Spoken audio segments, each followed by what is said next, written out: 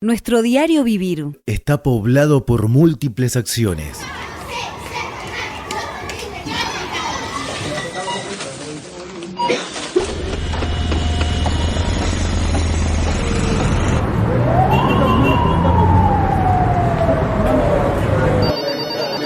Ninguna es natural. Todas contienen una explicación. En escenas de la vida cotidiana buceamos los porqués. Destejemos la trama de la construcción social. Escenas de la vida cotidiana. Nuestro espacio colectivo, en la casa común.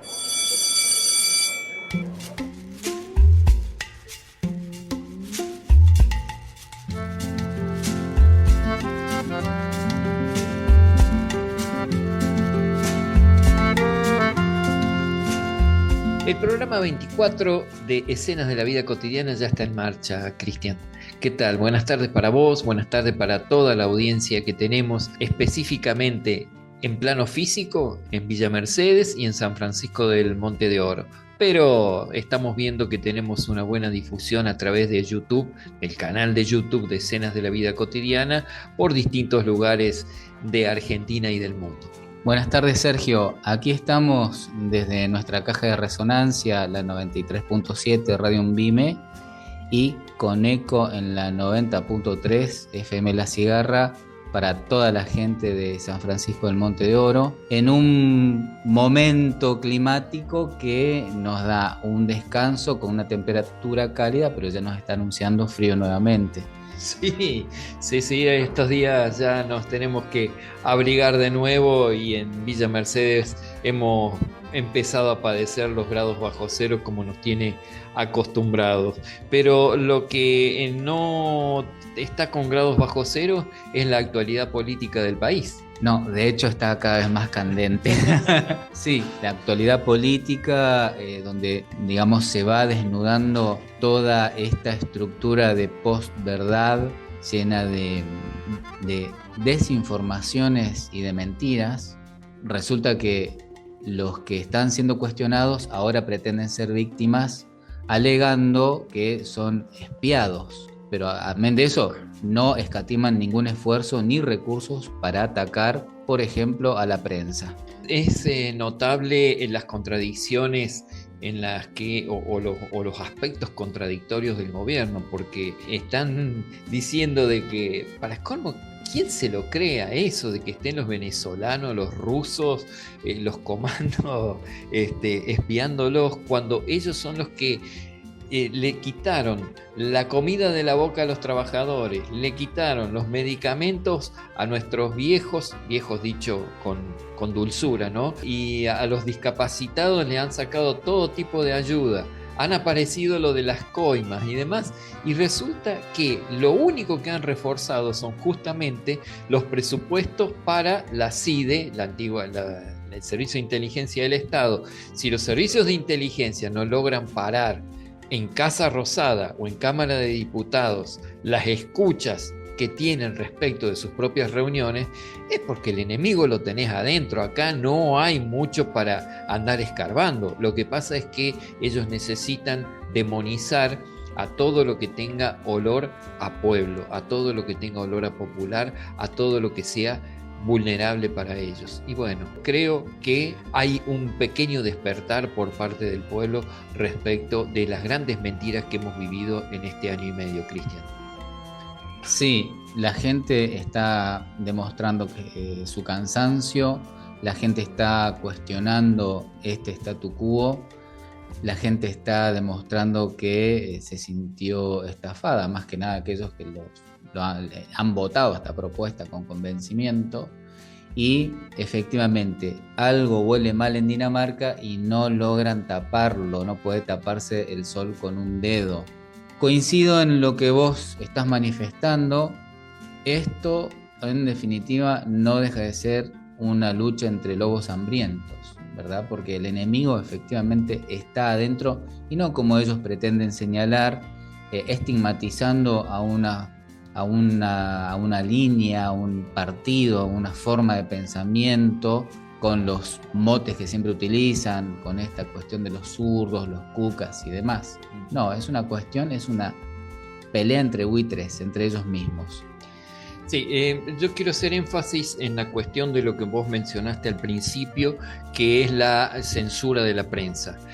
Hacía mucho tiempo que no estábamos padeciendo la censura previa y ahora la han institucionalizado con la medida que presentaron frente a un juez corrupto que está judicializado, que tiene 9 causas para responder, 5 de ellas por abuso sexual, y entonces ahí encuentran un oído que transgreda la Constitución, que transgreda las leyes vigentes y que le dé lugar a esa censura previa. Vos sabés que a mí me hacía acordar, inmediatamente me trajo a recuerdo algo que cuando puedo lo repito, porque es lo que yo viví en los años de dictadura militar. En los años de dictadura militar yo ya trabajaba en periodismo y en la época más dura venía un militar, yo trabajaba en el diario Puntal de Río Cuarto y a la noche venía un militar a ver las páginas, los títulos y las noticias, y si no le gustaba algo nos hacía levantar la noticia y teníamos que cambiarlo porque iba contra la ideología de ellos como militares. Ahí se ejercía la censura previa y después lo viví muy fuertemente en la Guerra de Malvinas, donde también estaba trabajando, y también siempre comento, yo trabajaba al lado de una columna, la columna que estaba al lado de lo que yo trabajaba tenía un decálogo de las cosas que no se debían publicar, estaba prohibido publicar en el diario, era todo destinado a mentir de que las cosas estaban bien, de que íbamos ganando, como decía en aquel tiempo el famoso periodista José Gómez Fuente, que se venga el Principito y todos esos desafíos. Bueno, nosotros teníamos un decálogo de las cosas que no se podían publicar, es decir, teníamos una censura previa. Esto que está haciendo la ministra de Seguridad, Bullrich, que hace unos años atrás, cuando gobernaba el peronismo, decía todo al revés, ahora sostiene la censura previa. Y eso para un gobierno democrático lo transforma en una democracia de muy baja calidad. Y creo que estas cuestiones hay que subrayarlas. Hay que subrayarlas porque estamos virando en forma más explícita hacia un fascismo virulento, infundado, que lo que hace es demonizar a todo aquel que cuestione su modus operandi, fundamentalmente.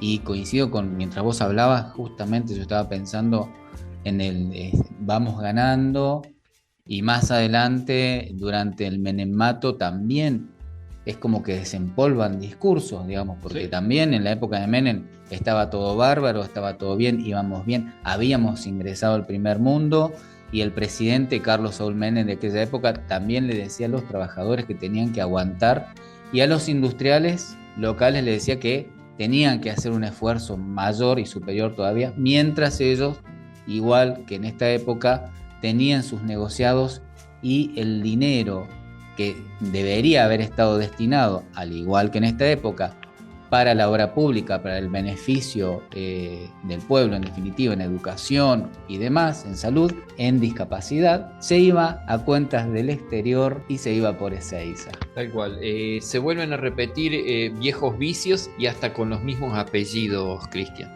Y justamente en este momento, en una debacle total respecto de lo que ellos dicen del plan económico que tenían, que nunca apareció el plan económico, pero lo único que quieren es sostener el valor del dólar para ver si pueden ganar las elecciones, para que después de las elecciones la vamos a pasar bastante mal los argentinos de nuevo. Si la estamos pasando mal, la vamos a pasar peor. Tengamos en cuenta eso. Pero este es un programa destinado a las cuestiones psicosociales. El acontecer político es parte, esta crítica de la vida cotidiana es parte de nuestra cuestión, de nuestro análisis psicosocial. Y hoy tenemos un tema que nos convoca, que volvemos a reeditarlo. Nosotros anteriormente estuvimos analizando qué pasaba en la noche con Daniel Arce. Daniel Arce, que era un animador, un periodista, hablando acerca de cómo había evolucionado la noche de acuerdo con su mirada. Y hoy tenemos la noche segunda parte, que es una entrevista a Tito Fernández. Tito Fernández, que vos has hecho la nota y bueno, te sugiero que hagas la presentación también. Bueno, Tito, un empresario del entretenimiento, como él mismo se define en nuestra ciudad de Villa Mercedes, nos cuenta cómo empezó en esta actividad, cómo fue cambiando con los años y qué significa estar del otro lado del mostrador. Porque la noche no es solo fiesta, también es organización, compromiso y responsabilidad social. Como dice Tito, cuando estás en esto, la joda se te acaba. Hoy vamos a descubrir cómo la noche, lejos de ser un simple pasatiempo, se convierte en un espejo de la comunidad, un lugar donde se construyen vínculos, identidades y sueños compartidos. Nosotros, bueno, para realizar este programa ya tenemos escuchada, vos hiciste la nota, yo escuché la nota y me parece más que interesante reflejar esas dos realidades porque en algunos aspectos hay semejanzas, pero también hay grandes diferencias respecto de la mirada de uno y otro. Así que creo que da como para hacer un programa otro a posteriori con alguna lectura psicosocial que tengamos entre esas similitudes y diferencias entre ambos. Seguimos presentando voces de profesionales que expanden el trabajo psicosocial. Es nuestra intención multiplicar las voces de quienes trabajan y difunden la psicología social pichoniana a través de ¿qué? Del trabajo comunitario y social que se desarrolla, aún por disciplinas hermanas, porque el otro día contamos con la voz de un colega que era antropólogo, pero que también trabajaba desde la psicología social. Por eso decimos que aún por disciplinas hermanas. Y hoy nos vamos a la provincia de Mendoza, a la propia ciudad capital, y desde allí nuestra colega Viviana Núñez nos comparte dónde ha cursado sus estudios, la actividad que desarrolla y lo que ha implicado en su vida poder acceder al estudio y a la práctica de la psicología social. Viviana así teje con nosotros su escena de la vida cotidiana. Mi nombre es Viviana Núñez, vivo en Mendoza, soy psicóloga social, egresé de la Escuela de Psicología Social de Mendoza, Enrique Pichón Rivière, a la que pude ingresar con un grupo de mujeres jefas de hogar, gracias a un proyecto que presentamos en el que el gobierno nos becó para poder hacer la carrera, dado que nuestra situación socioeconómica y de vulnerabilidad no nos lo permitía. Por suerte pudimos hacerlo.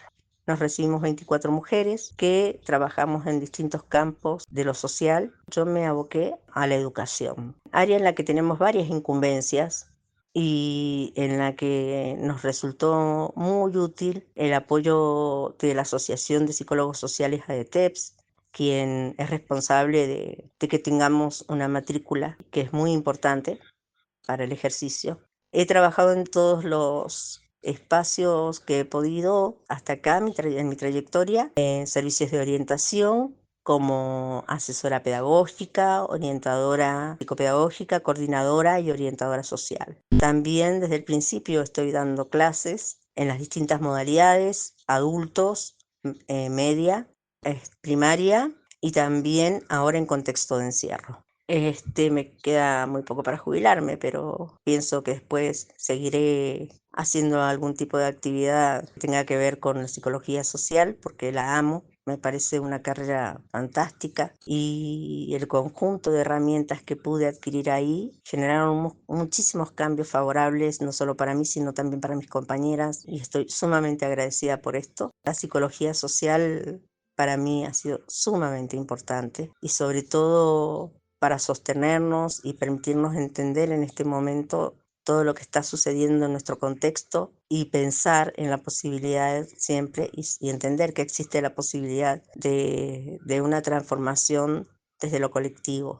Desde el principio, para mí, siempre ha sido así. Nadie se salva solo y todo lo que estamos viviendo, si bien es difícil, cruel, resulta a veces hasta ilógico, es posible de superar siempre y cuando nos podamos reflejar en el otro, trabajar con el otro, encontrarnos con el otro y entender qué importancia tiene el otro en nuestras vidas y en nuestra formación. Soy consciente de que no hubiera llegado hasta acá sola. Llegué hasta aquí con un montón de mujeres valientes, hermosas, que apoyaron la decisión de estudiar esta preciosa carrera y estamos todas siempre muy felices cuando nos vemos, nos encontramos y recordamos lo que nos costó lograr que el gobierno firmara nuestro proyecto y aprobara nuestro proyecto. Nos sentimos orgullosas de haberlo hecho, porque después otras camadas también pudieron hacerlo. Así que muy feliz de la carrera que elegí, me identifica, me construye y no se para de crecer. Y eso está bueno. Bueno, desde ya muchas gracias por escucharme y les deseo a todos bienestar y que prueben. Esta es una carrera muy enriquecedora. Siempre le recomiendo a todo el mundo. Es una carrera muy, muy, muy rica para cualquier campo de trabajo. Escenas de la vida cotidiana, nuestro espacio colectivo, en la casa común. Estuvimos escuchando a Viviana Núñez desde Mendoza.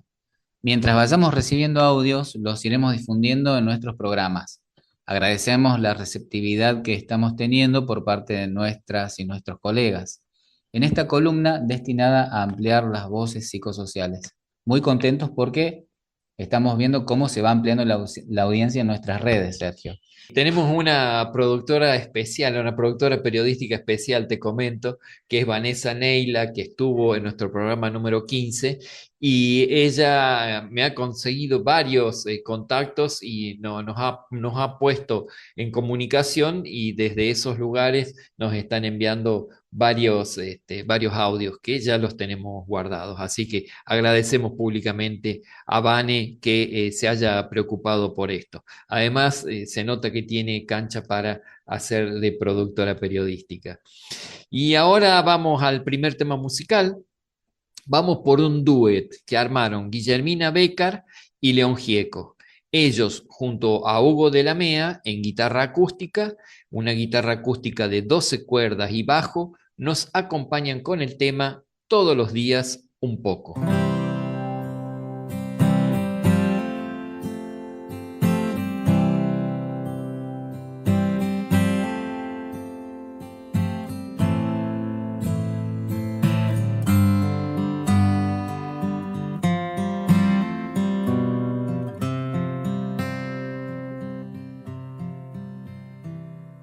Si una estrella más cayó, este cielo llora.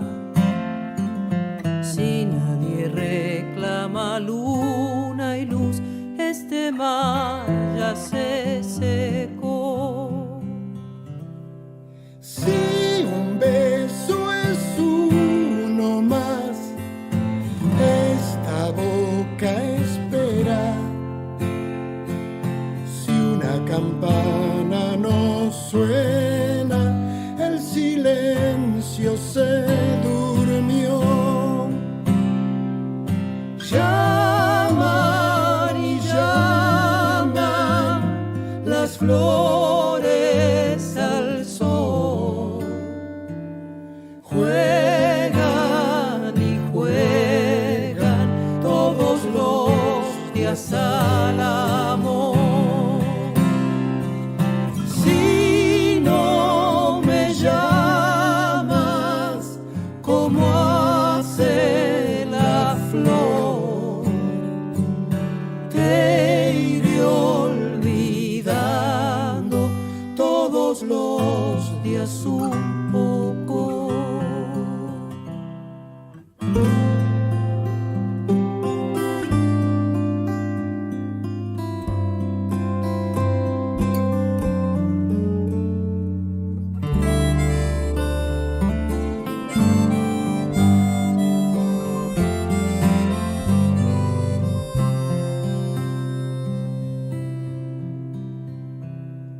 Si otro árbol desnudo, el verano muere. Si nadie le exige al viento, esta nube aquí paró. Si un año más pasó, la vida es más corta.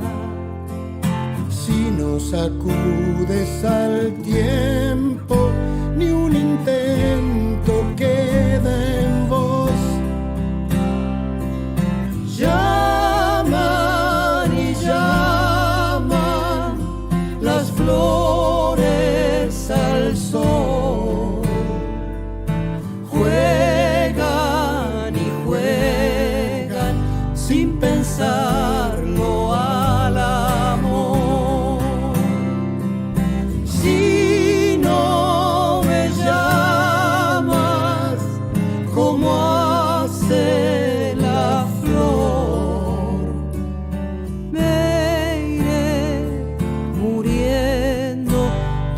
todos los días un poco.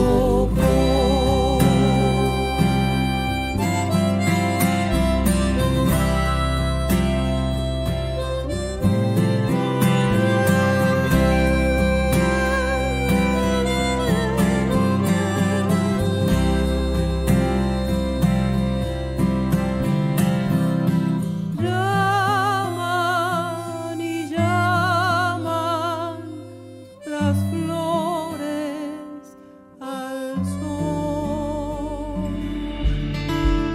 Empezamos a transitar nuestra escena de la vida cotidiana de hoy. Entrevista. En esta oportunidad estamos con Tito Fernández, una persona multifacética, abogado, ha trabajado en diversas dependencias del Estado, militante político. Vamos a abordar en esta charla su relación con el entretenimiento. Así que bueno, Tito, presentate. Me llamo Tito Fernández, varias facetas de la vida. Soy conocido no solamente por el ambiente del entretenimiento, sino también por ser abogado, por la faz política, donde militado mucho tiempo. Y bueno, también trabajo como profesor en un colegio de mi querida ciudad de Fraga, y también he trabajado como profesor en universidades. Bueno, he tenido una vida, podríamos decir, con distintas aristas dentro de lo profesional y dentro del trabajo. Específicamente, como te voy a contar un poco cómo ha sido mi actividad dentro de ser un empresario del entretenimiento. Generalmente hemos encontrado ese concepto porque es como que llamarnos empresarios de la noche a aquellos que trabajamos en la noche es un poco como que se utiliza para denostar a una persona que su trabajo no es serio. Como que te rotula de una forma. Como que te rotula de una forma y como un trabajo no serio. Ah. Y es todo lo contrario. Aquel que va a entretenerse sí toma el momento y el espacio como para descargar tensiones.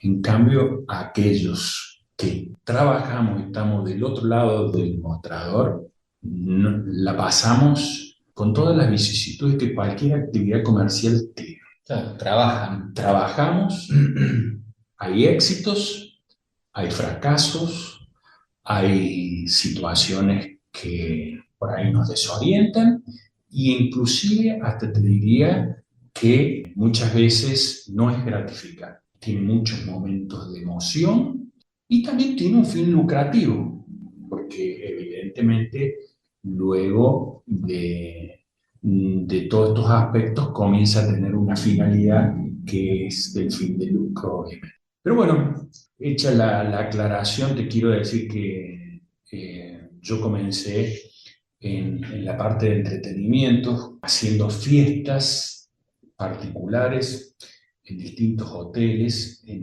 qué época? Ahí está. En el año aproximadamente 1983, 1984, 1985, 1986. Donde alquilamos lugares como hotel, que en ese momento, bueno, no recuerdo el nombre específicamente, pero hoy es Lorea Hotel, estaba pasando la ruta 7, luego hacíamos fiestas en el Club Social, y desde ahí comenzamos con otros socios particularmente, comenzamos en esas situaciones que nos traían aparejado un hobby, o sea, el inicio fue un hobby, donde también realizamos fiestas en Córdoba. Y en Córdoba lo hacíamos con compañeros de la facultad y con gente de San Luis. Habíamos alquilado un boliche que no funcionaba, y el boliche se lo alquilábamos a su dueño con fiestas particulares, tanto de la facultad como fiestas de gente de San. Bueno, obviamente lo que empezó siendo un hobby, después terminó siendo una actividad comercial con fines lucrativos importante dentro de mi vida, ¿no? El hobby era con amigos, poniendo música. Poniendo música. Y de golpe se dieron cuenta que se armaba una fiesta. Y de golpe nos dimos cuenta que podría ser un negocio. Lo trasladamos a Villa Mercedes, nos fue excelentemente bien, y luego terminamos realizando fiestas acá para fines de año que, bueno, resultaron ser muy atractivas y con mucha repercusión social y mucha gente que concurría a la misma. ¿Eso fue en el Eso año era- 83? Sí, 83, 84, 85 y 86. El hotel se llamaba Hotel Demo. El Hotel Demo. El Hotel Demo. Tu relación a través del hobby es primero a través de la música. Siempre lo atractivo, en mi caso, fue la música. De hecho, soy una persona que concurre generalmente a muchos recitales, no solamente nacionales, sino internacionales, inclusive no solamente en la Argentina, sino en otras partes del mundo, ¿no? Y esa situación hace que a mí me haya llevado a esta actividad, que de pronto el gusto por la música, encontrarle el atractivo y la predisposición para una actividad comercial que ya me gustaba desde chico, obviamente. Y vos estabas en esos años 82, 83, ahí en Córdoba, me dijiste. En Córdoba. Nosotros estábamos en Córdoba y hacíamos las fiestas trabajando como para ayudarnos también para estudiar. Y hacíamos alguna fiesta de fin de año acá en Villa Mercedes cuando veníamos. Y o sea que vos estabas con la movida cordobesa de la época. Con la movida cordobesa de la época, exactamente. ¿Y qué significaba, hablemos del tiempo cero, la primera vez cuando dijeron, che, ¿qué tal si vamos a Mercedes y lo hacemos en Mercedes? Y ¿qué significó hacerlo acá? Mira, significaron muchas cosas y tengo hasta cuestiones de sinsabores por una cuestión de que había un boliche muy nombrado en la época donde el hecho de que nosotros vengamos a hacer una fiesta, que no éramos nadie, no teníamos recursos, simplemente movernos entre dos personas invitando a gente a una fiesta de fin de año. Artesanal, digamos. Bien, con toda la artesanía posible y la simpleza de la vida, del hecho de conocer mucha gente de la edad, entonces, y haber sido la primera fiesta en el Hotel Demo y todas las fiestas que hicimos para fin de año, un éxito rotundo y total. Hablamos de más de 1000 personas en la época que asistían a la fiesta. Y para nosotros era un éxito. Eso nos valió de alguna manera problemas que no vienen al caso con los boliches de la época, que sin quererlo pasamos a hacer una competencia. Claro, los que capitalizaban la movida. ¿no? Claro. Pasamos a hacer una competencia. Bueno, luego no continuamos más con ese tipo de fiestas y luego con otros socios emprendí una nueva versión de esta actividad comercial a través de bares. Y antes de que siga, acá el público, ¿no? Porque Mercedes, no sé si ahora será tan así, pero en la época estudiantil universitaria es como que tenías la ola de estudiantes, los que se iban de acá a estudiar, poner a Córdoba, sí, se empapaban con todo. Era la gran afluencia volvían, de que cuando volvían claro, para fin de año era claro, el venían con otra. grupo soporte de las fiestas de fin de año, toda la gente que estaba estudiando, no solamente en Córdoba, sino en San Luis, en Río Cuarto, en Buenos Aires, en Santa Fe. Digamos, el público estudiante era nuestro soporte, inclusive la gente de acá, ¿no? Que estaba estudiando, es decir, la masa de estudiantes universitarios. Y digamos, en tu opinión, ese oleaje resultó disruptivo para el contexto juvenil cultural. Totalmente, totalmente. Yo no sé si se habrían hecho otras fiestas de ese tipo anteriormente a que nosotros las hiciéramos. Es decir, nosotros sacamos la esfera de la fiesta inicialmente fuera de los boliches bailables. Las fiestas de fin de año, tanto el 24 y el 31, se hacían en espacios abiertos. Y eso entiendo, yo no tengo antecedentes anteriores a que hayan hecho otro tipo de fiestas de esa naturaleza. Ustedes Todas se vinieron con hacían en boliches bailables. Ustedes trajeron una resignificación del concepto de fiesta. Una resignificación del concepto de fiesta o una nueva forma de divertirnos al aire libre, porque se hacía en el Motel Demo, se hacía, si bien en la parte de adentro, pero tenía un parque con pileta tremendo, donde todo el mundo terminaba bailando afuera. Después en el Club Social también se hacía en el patio, en el predio de la pileta, sí, sí. y en el patio hacíamos la fiesta. Después, tiempo después, la hemos hecho en el golf y tiempo después en la rural y así sucesivamente hemos pasado por distintos lugares y momentos, así que mucha gente ha pasado por nuestras fiestas durante muchos años, ¿no? Y después decías que incursionaste en los bares. A partir del año 89 aproximadamente incursionamos en los bares. Tuve un bar bastante conocido, muy lindo, que llevaba música en vivo. ¿Cuál era? Aparte, se llamaba Che Bar. Ajá, sí. Estaba ubicado en la calle Ochava con Escuela Normal. Sí. Bueno, fue un bar muy lindo, llevábamos música en vivo y además era un bar propio, te puedo decir, como que se aproximaba el fin de siglo. Sí, era medio under. Era under, sí. bastante under. Sí, sí, sí. Y donde se incursionaba por distintos estilos de música, medio como de fin de siglo, no tenía un concepto definido, porque había los días miércoles, teníamos música en vivo, y la música que se pasaba allí en ese bar era música nacional, música internacional, y terminamos con electrónica. Entonces, ese cambalache de música que no lo definía, también terminó siendo de alguna manera una situación de fin de siglo, de esto que no estaba indefinido. Después hubo otros bares que tuvimos, Pachuco, después tuvimos, tuvimos porque tuve muchos socios.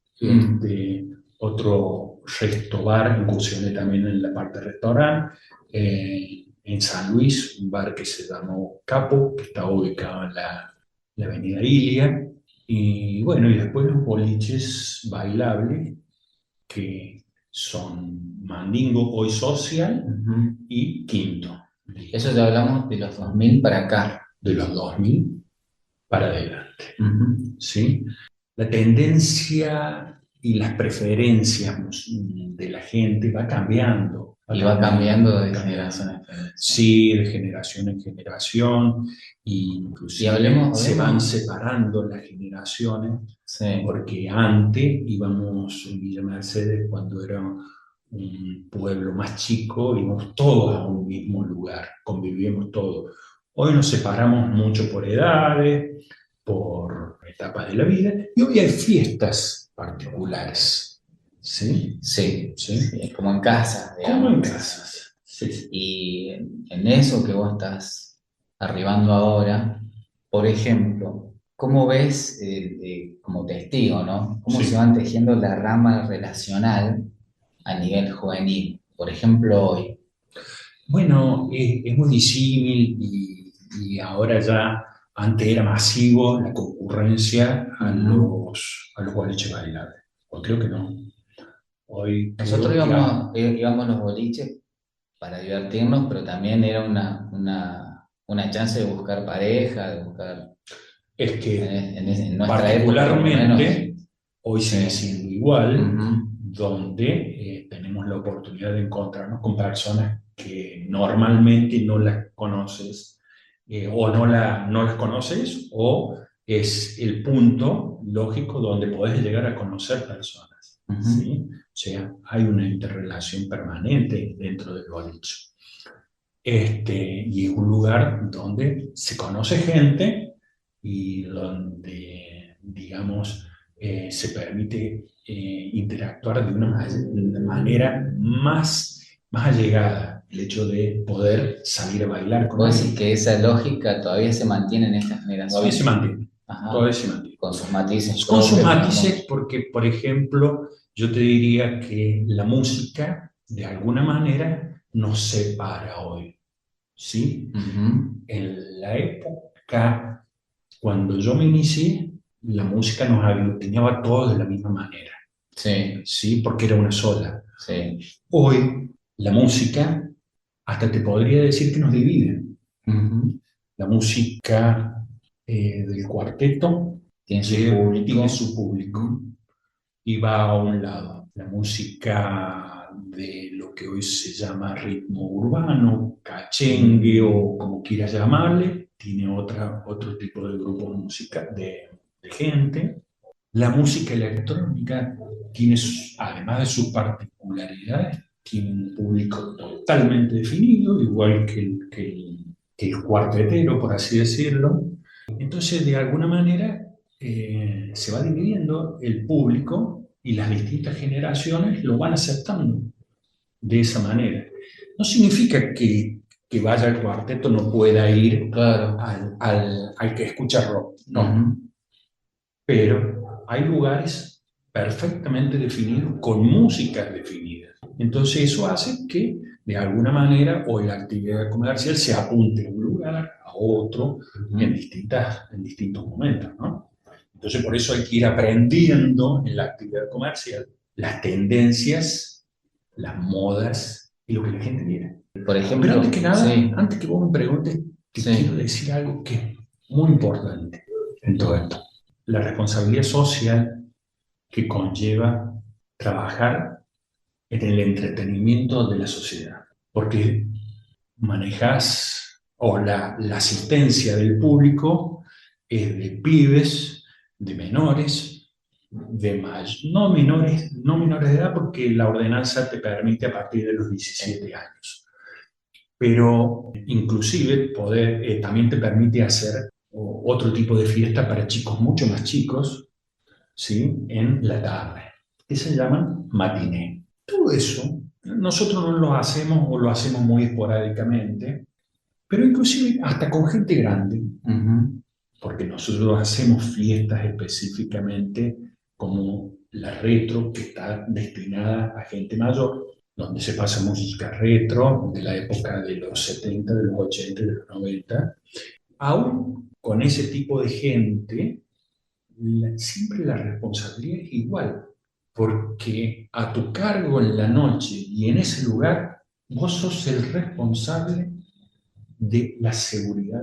Y bueno, la hemos podido brindar en su gran mayoría de la mejor manera posible, como hemos podido. No es fácil manejar la situación de la seguridad de las personas y bueno, siempre digo que es mucha responsabilidad porque nosotros, hablo de nosotros porque somos varios los socios, somos la cara visible como propietarios de esa actividad comercial. Entonces toda la responsabilidad recae en nosotros. Entonces hay que ser muy responsable en la actividad comercial en estos rubros específicamente. Y te hablo de muchos aspectos de la seguridad que no quiero entrar puntualmente en cada uno de ellos. No vamos a meter una cuestión en la que no me quiero meter, por una cuestión pura y exclusivamente de que si no, no vamos a tener tiempo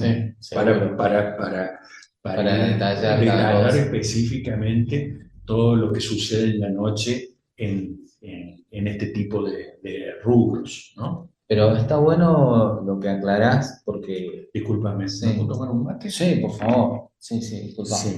Está buena esta aclaración, porque es cierto, la segunda vez que aclarás, porque vos trabajás en un rubro, y es cierto que desde la afuera se considera al empresario de la noche como un jodón. Sí, ¿No? Está ligado a eso, entonces totalmente, sí. Pero en general, no solo el empresario, el DJ, el barman, cuando estás en esto, sí. la joda Sí. se te acaba. Claro, es Vos paradójico. Es paradójico. Sí, porque porque están las responsabilidades de que vino la música, se cortó la luz, se rompió el equipo de música, no anduvieron los freezer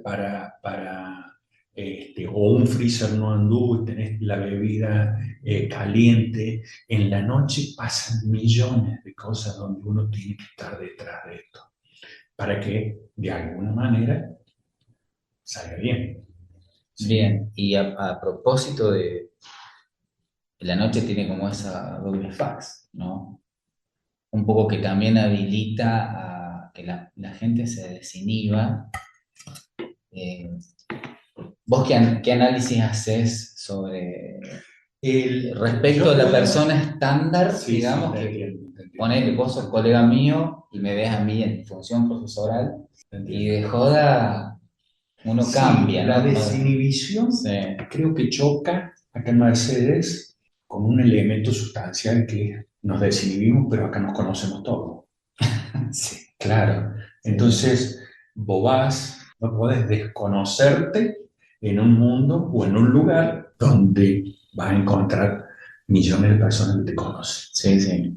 Entonces, Pero es no propio te de vas a nuestra- poder sacar, digamos, Claro. el trabajo de encima. No te vas a poder sacar, soy profesor de lunes a viernes, pero el sábado me puedo tomar una cerveza, tranqui, ¿eh? No te lo vas a poder sacar. Caso distinto sería si fuese en Buenos Aires o en Córdoba, en otro lado, donde a vos nadie te conoce y si te tomas una cerveza de más, nadie te lo va a reprochar. Sí, sí, ¿Sí? sí, sí. De todas maneras, Mercedes es un público en lo general y por lo general bastante tranquilo. Ojalá que siga siéndolo y ojalá que no se me modifique el comportamiento, porque en definitiva siempre redunda en nuestros hijos, en los jóvenes, y siempre tenemos, más allá de algunos actos y hechos aislados, eso no significa que por lo general nuestra juventud sea complicada, sea difícil y atravesemos por un periodo de transición en la que se van a sacar las broncas de la situación social al boliche. De esta manera no lo considero así, más allá de algunos hechos aislados, Sí, más allá de sí, algunos sí, hechos sí. aislados. Pero no es lo general, que tenemos una juventud que todavía no siente el asedio de la crisis social, al menos acá en la ciudad de Villa Mercedes. ¿Vos qué ligazón ves entre el aspecto comercial del entretenimiento en tu rubro, en los boliches y demás, y la cultura? Bueno, el aspecto cultural de todo esto está fundamentalmente dado primero en lo que representa ir a una disco a bailar, que más allá que vas a bailar y a escuchar música, sí vas a interrelacionarte con el otro, ¿sí? Con el otro o la otra, a quien no conoces, a quien te gustaría conocer, y es un momento que te abre las expectativas de poder ser empático y tener relación con alguna de las personas que te agradaría conocer, ¿sí? Sean hombres, mujeres, quien sea y a quien le guste y el género que tenga, ¿sí? No hay distinción en eso porque justamente el entretenimiento nocturno tiene esa situación donde podemos decidirnos totalmente de conocer a quien tengamos ganas y de que nos conozcan, ¿sí? Yo creo que uno de los aspectos fundamentales, ¿no?, que tiene esa actividad comercial específicamente es la interrelación de los seres humanos. Sería un entretenimiento sano, digamos. Sí, totalmente, totalmente. De hecho, a ver, no lo hemos creado nosotros al baile, ¿eh? El baile y escuchar la música es prácticamente, proviene desde que el hombre es hombre. ¿Mm? es muy agradable al oído escuchar la música, sobre todo si tenemos buena compañía. Hay algo mágico que pasa con la música y hay algo mágico que pasa con la música en contexto, ponele, de recital o mismo en un contexto de una peña. Al hecho de que vos estás compartiendo, suponte en una peña, un recital, y cuando empezás a cantar o a participar en forma masiva de todo el espectáculo, ¿no? Y de golpe estás cantando con pues, un montón de gente que literalmente no conoces. Sí, totalmente. Eso me parece mágico. Eso es mágico y eso te lo da, a ver, te podría resaltar distintos aspectos. El que va a la música urbana tiene hoy mayor relación con el otro. Va a buscar la relación, conocer la interrelación entre pares, o con quien tenga ganas de hacer. Cosa que no se da tanto en la música electrónica.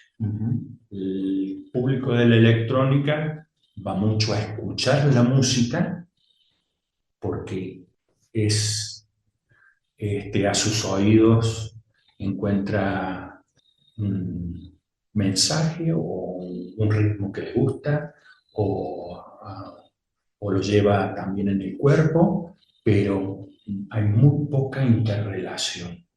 Generalmente no hay gente que baile con otros que son desconocidos.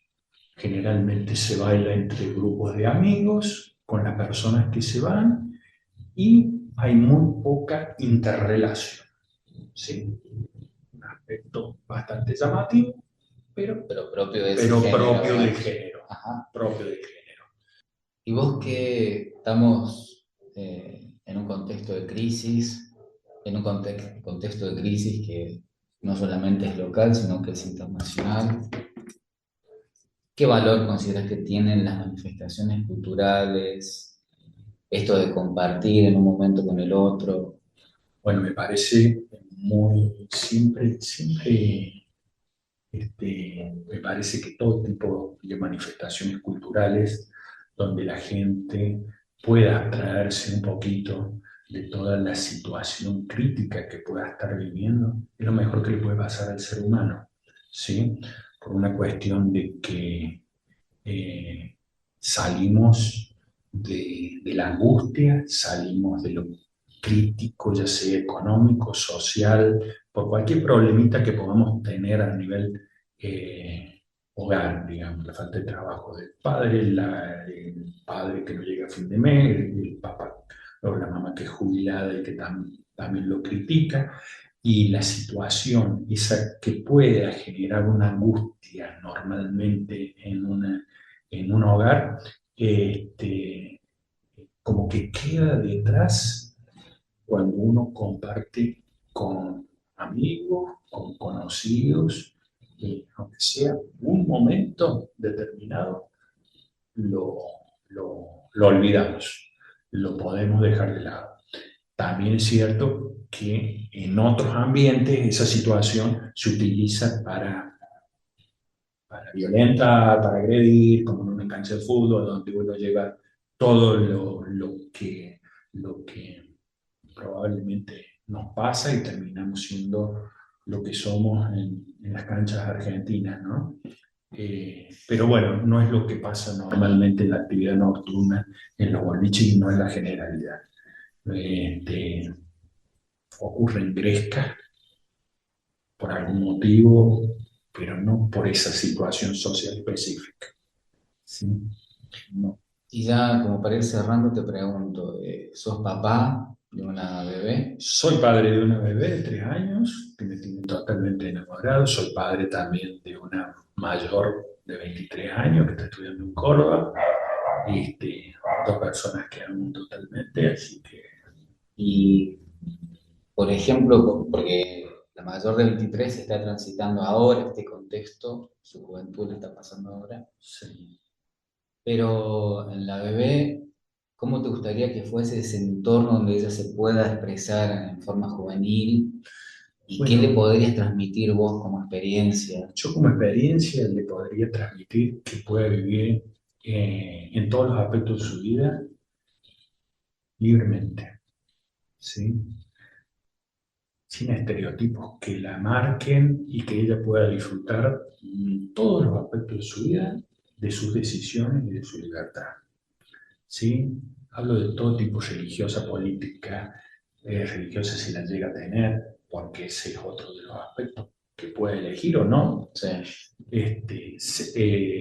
Sexual, de todas las ramas de la vida que no hay que tener problemas con esas cosas, simplemente apuntar a poder ser lo más felices que podamos en esta corta vida. El elemento sustancial para mí. Y ayudarla de alguna manera para que ella se adapte a los nuevos tiempos que vienen, igual tanto en la menor como en la mayor, porque considero que es la mejor forma de transitar la vida, es el poder ir transformando y adaptándonos a la realidad que viene, ¿sí? Encasillarnos en una sola cuestión, creo que no tiene fundamento, ¿sí? Me parece que esa adaptación a los tiempos que vivimos, que la va a ir obviamente viviendo ella en su corto tiempo y la va a ir transitando, es la ayuda como padre que le podemos dar, ¿sí?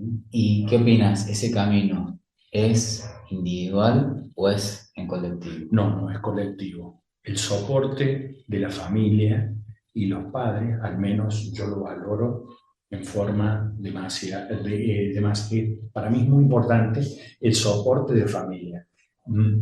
Y seguidamente el soporte que nos da la educación y la escuela, ¿sí? Como elemento sustancial para ir formando a nuestros pibes. Considero los pilares básicos que tenemos y a los que no hay que abandonar bajo ningún punto de vista. Ningún punto de vista. Si perdemos esas dos columnitas que tenemos, perdemos el norte de la formación de nuestros jóvenes. Muy bien, Tito. Muchas gracias. Bueno, muy agradecido. Gracias a vos y espero haberte sido útil o al menos que esta nota pueda ser escuchada por algunos jóvenes y sea fructífera para ellos. Seguro que sí. Muchas gracias. No, gracias a vos.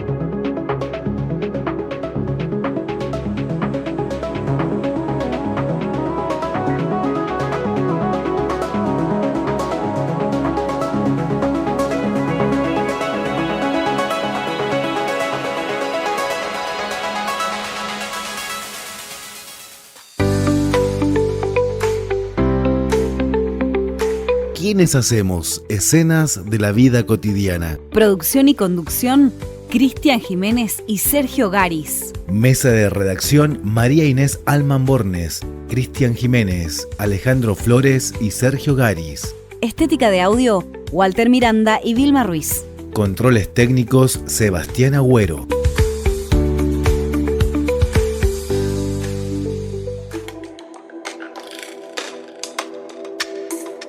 Nuestro análisis psicosocial.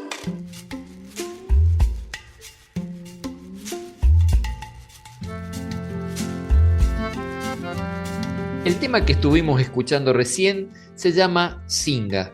Como siempre, el segundo tema le pedimos a nuestras y nuestros entrevistados que lo elijan. Tito ha elegido a Thailand con su tema de música electrónica Singa. Así que hemos cumplido con la elección de Tito para este intervalo musical.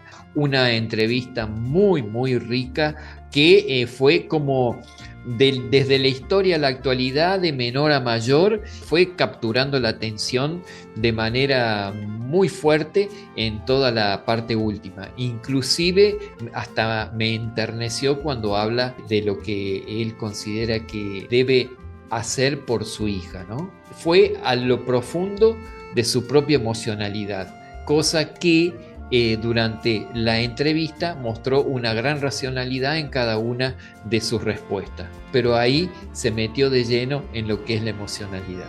Así es, Sergio, y en este bloque que está dedicado al análisis psicosocial de la entrevista, comenzamos a ir destejiendo ese tejido que hemos construido junto con Tito. Después de haber escuchado la nota, lo dividí como en 3 bloques. Uno, que es la construcción de la identidad de la noche. Es extenso lo que he escrito, pero me voy a referir puntualmente a algunas ideas.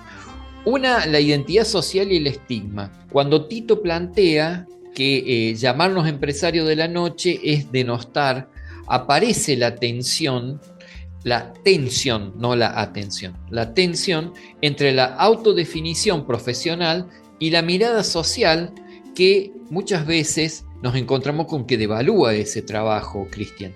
Entonces, en la crítica de la vida cotidiana es un ejemplo claro de cómo las prácticas sociales cargadas de sentido colectivo marcan y condicionan determinadas identidades individuales. Y creo que en eso lo dejó más que claro Tito en diferentes pasajes de la entrevista, ¿no? Y esto nos da la vida cotidiana como un escenario de contradicción, porque trabajar del otro lado del mostrador, como él decía, implica estar en un cruce entre la necesidad de sostener la vida a través del trabajo, del lucro, de la subsistencia y la representación social de lo que hay respecto de esa actividad nocturna. Y la contradicción es una marca de lo cotidiano, lo que sostiene, pero a la vez lo que tensiona todo esto. Eso me parece por un lado. En un bloque 2 te diría al boliche como el espacio de encuentro y de responsabilidad,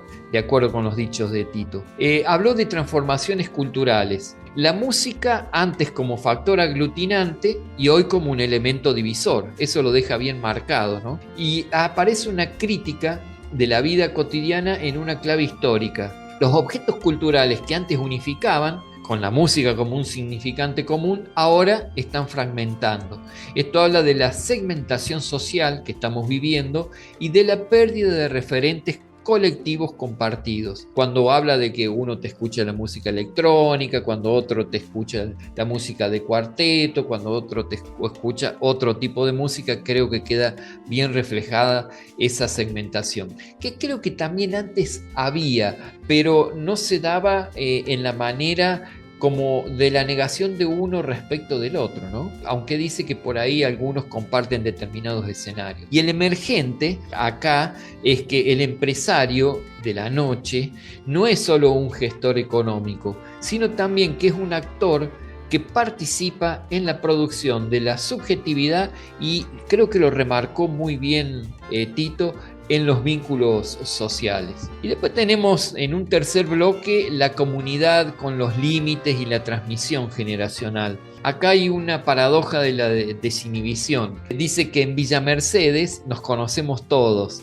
y el anonimato que caracteriza a las grandes ciudades no está disponible aquí. Y a ojos vistas, nosotros lo vemos a diario eso, ¿no? Esto introduce un condicionamiento del rol social, se habilita la fiesta y la liberación, pero en un marco donde la mirada social está presente. Pichón llamaría esto un obstáculo en la dialéctica de lo individual y lo social.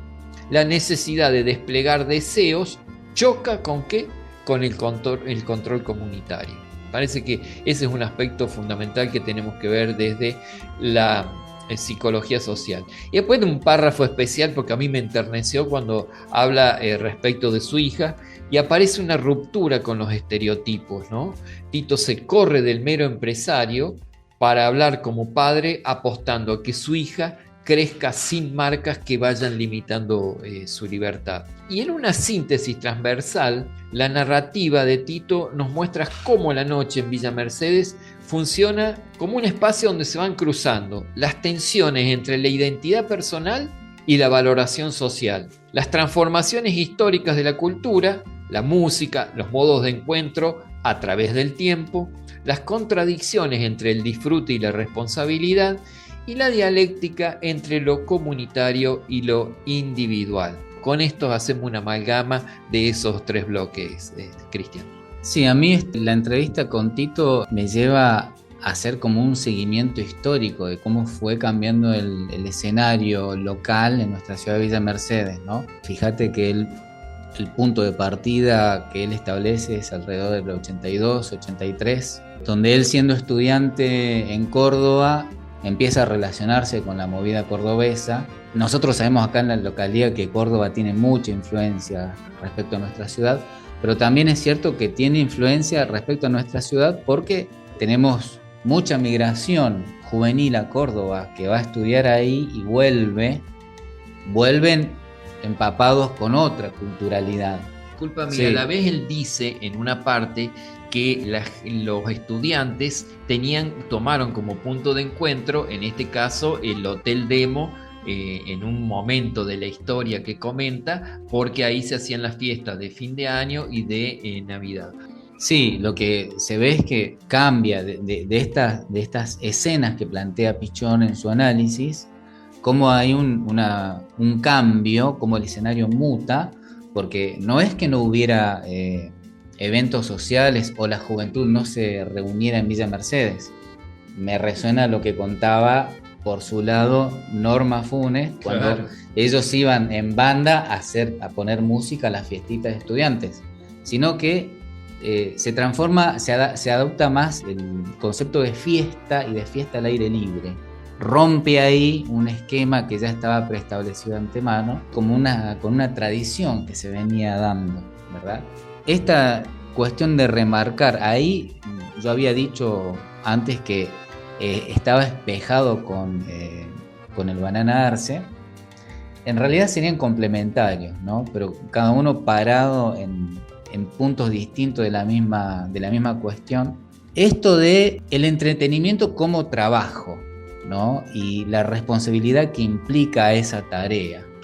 O sea, él lo dice literalmente, cuando te dedicas al entretenimiento, la joda se te acaba. Y bueno, habla de la responsabilidad social que implica el entretenimiento. Él subraya mucho, remarca eso. Creo que tiene la necesidad de aclararle al auditorio de que no es solamente, siento que no hablaba de él, sino el rubro en general, que no es solamente fiesta y joda, sino que hay una responsabilidad social donde vos estás cuidando, te estás haciendo responsable de toda esa cantidad de gente que recibís en un momento determinado. Y luego la visión que él tiene a través de su hija para la juventud hacia el futuro.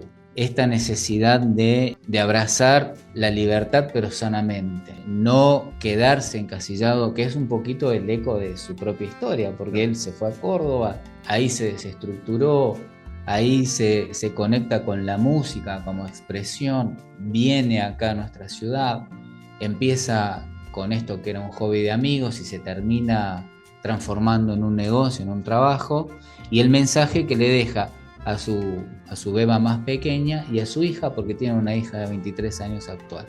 En el tras bambalinas de la entrevista sale esto de decir, bueno, al margen, claro, al ser un trabajo y al tener una responsabilidad social determinada, sale esta cuestión de decir, bueno, no importa cómo yo esté, no importa mi estado de ánimo, si tengo o no tengo ganas de salir a trabajar, o en el caso de Daniel sería de salir a animar una fiesta, en el caso de Tito sería finalmente concretar el evento, lo tengo que hacer. Entonces, claro, me tengo que vestir de color y dibujarme una sonrisa y darle para adelante. Sí, son las responsabilidades de los roles, y en roles diferentes cada uno. Y bueno, se nos está acabando el tiempo, hemos planteado toda la situación. Creo que vendría bien en algún programa más adelante poder poner en relación las frases de uno y de otro y hacer una comparación en similitudes y diferencias, porque es muy interesante. Es interesante, me parece, el tema en sí mismo, como también poder hacer estos cruces desde un plano psicosocial, Cristian. Y la semana que viene va a ser el programa número 25 y le vamos a dar un espacio especial a lo que implica la psicología social hoy, Cristian. La psicología social, nuestro cordón umbilical e hilo conductor donde hacemos todo este tejido, de la mano de Adriana Rodríguez. Exactamente. Así que bueno, nos vamos despidiendo de toda nuestra oyentada y junto a Tito Fernández hoy hemos tejido nuestra escena de la vida cotidiana. Hasta aquí, hoy hemos tejido y destejido el armado y la trama de la construcción social, unida y vuelta donde nada es natural. Escenas de la vida cotidiana, nuestro espacio colectivo en la casa común.